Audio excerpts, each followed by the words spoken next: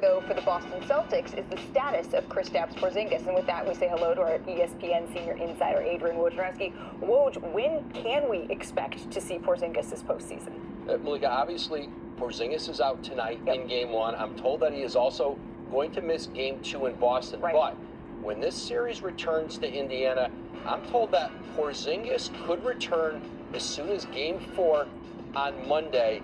Now, Celtics are certainly not going to rush him.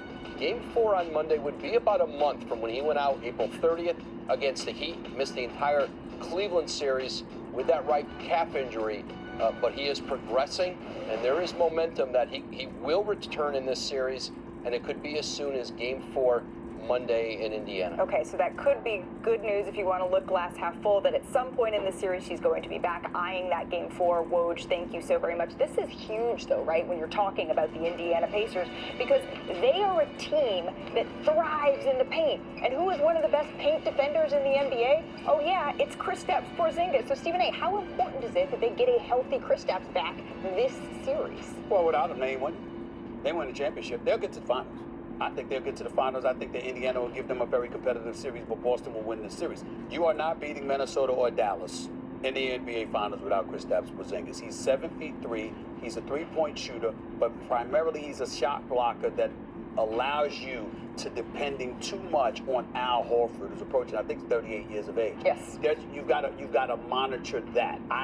Listen, Tatum, Brown, Holiday, White, etc. We get all of that.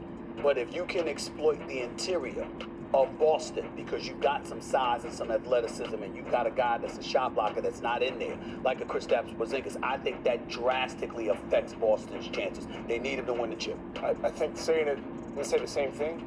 He's the difference between a championship and a second-place finish, is what he is.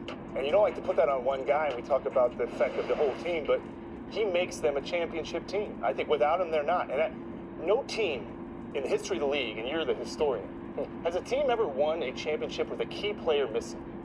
I don't think so. Unless you can remember, well. it never happens. Think about it. Go back.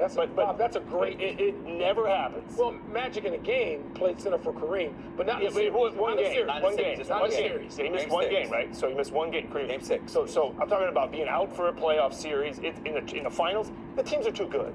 Whether it's Dallas or Minnesota, as an executive, let me cut you off just to ask you this.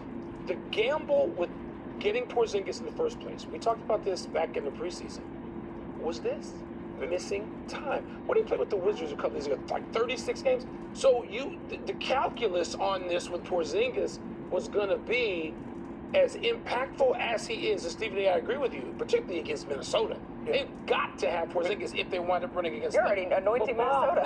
But I'm looking at Gafford and Lowry. Gafford and Lowry doesn't matter. But this is part of the calculus, is it not? It is part of the calculus, but you got Tatum healthy, Brown healthy, White, Holiday.